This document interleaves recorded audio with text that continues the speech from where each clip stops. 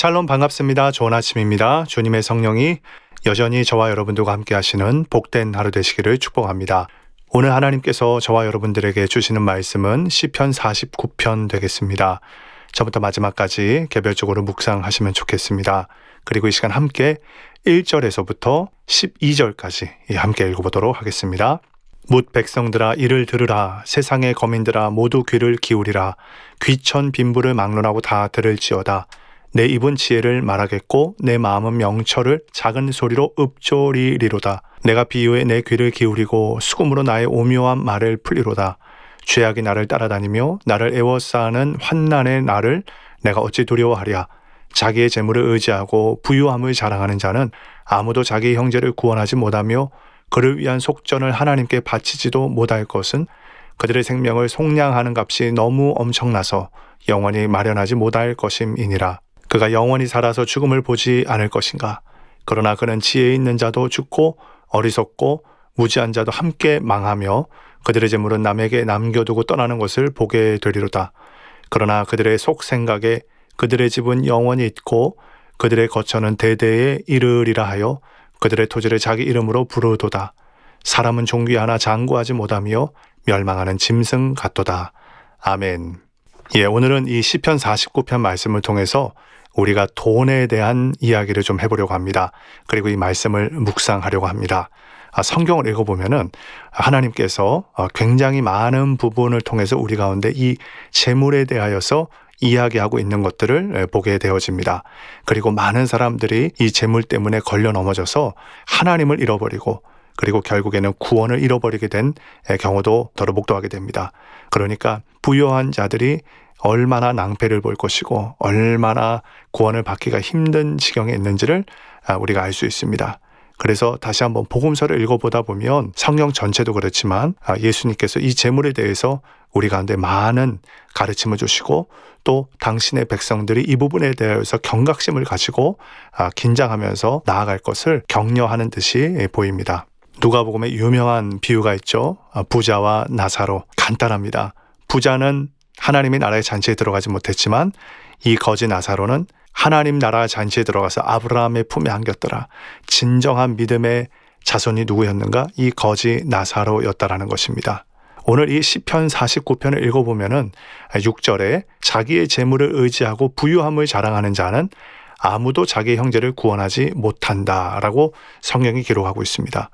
돈에 대해서 우리가 경각심을 가질 때는 이유가 바로 이것입니다. 한마디로 이야기해서 돈의 자리와 하나님의 자리가 혼동이 되거나 뒤바뀌어서는 안 된다는 것입니다. 우리는 평생에 하나님의 이름을 의지하고 또 자랑하며 그분과 온전한 관계 안에서 사랑하면서 살아가야 되는 자녀들로 부르심을 받았습니다. 이것이 억압이나 속박이 아니라 주님 안에 있는 그 능력 가운데 우리가 진정으로 자유함을 얻고 구원을 받게 된다는 복음의 내용이 아니겠습니까?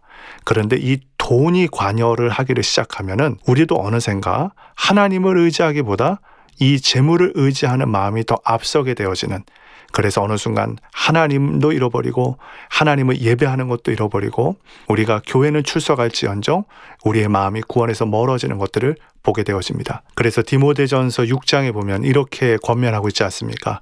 돈을 사랑함이 일만하게 뿌리가 된다라는 것.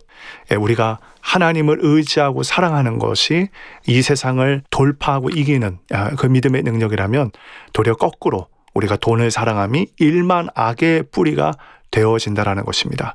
초대교회 시절에 아나니아와 삽비라가 그러지 않았습니까? 모든 성도들이 성령의 감동을 받아 복음의 능력으로 더 이상 이 세상은 내 것이 아니라 오로지 하나님의 것이구나. 그 충만한 하나님의 나라가 임하다 보니 자기의 모든 소유를 팔아서 하나님 앞에 가져다 놓기를 시작했습니다.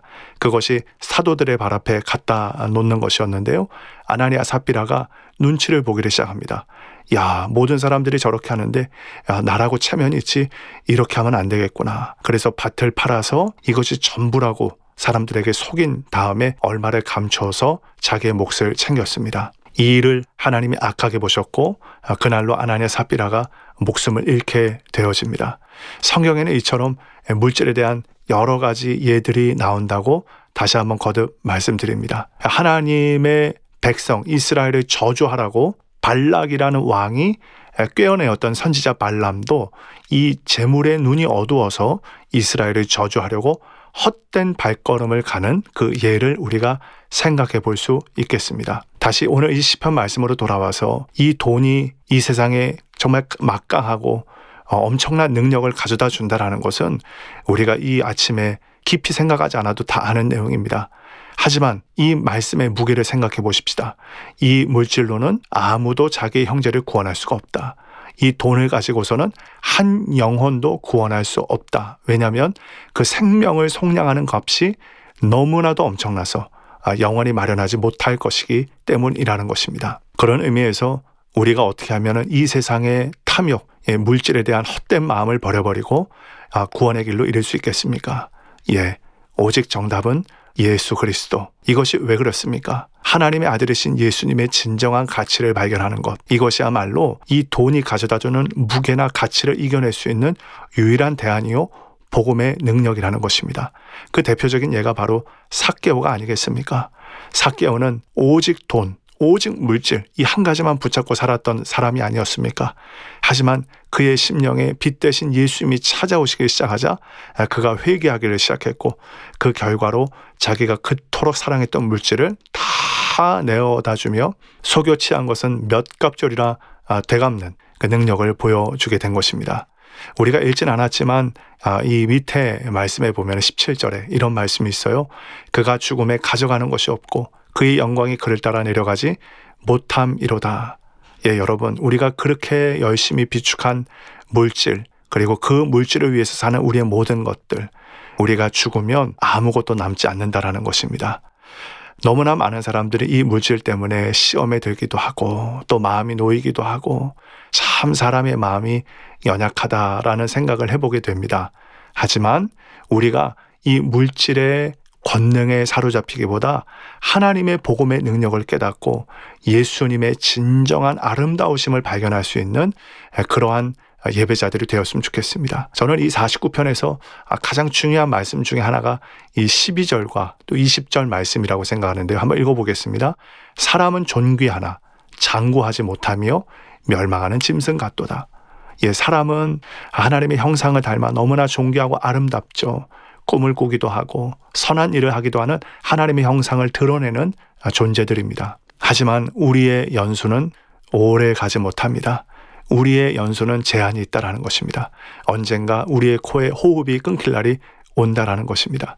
20절에 존귀하나 깨닫지 못하는 사람은 멸망하는 짐승 같도다. 우리는 지난 역사를 보면서 또 성경의 여러 인물들을 보면서 이 물질이 가져다주는 한계를 여실히 보았습니다. 하지만 이것을 너무나 많은 사람들이 깨닫지를 못합니다. 그리고 여전히 물질을 따라가고 돈을 사랑하는 마음을 포기할 줄 모릅니다. 그래서 우리 영 안에 얼마나 많은 무질서와 혼란이 일어납니까? 그리고 정말 많은 영적인 이 문제 중에 하나가 쉽게 타협을 해버리는 것이죠.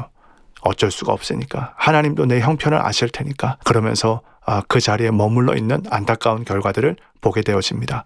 자, 이 물질과 재물에 대해서 우리가 해야 할 얘기들이 많이 있지만 오늘 우리가 이 아침에 묵상해 봐야 되는 한 가지 주제. 나는 정말 만왕의 왕이신 하나님을 의지하며 그분을 자랑하려고 하는가?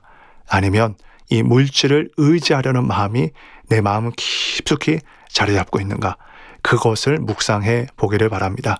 그렇게 오늘도 그 물질 위에 만몬과는 비교도 안 되게 높고 위대하신 그 하나님의 이름을 의지하며 승리할 수 있는 저와 여러분의 모든 삶이 되기를 우리 주님의 이름으로 간절히 축복합니다.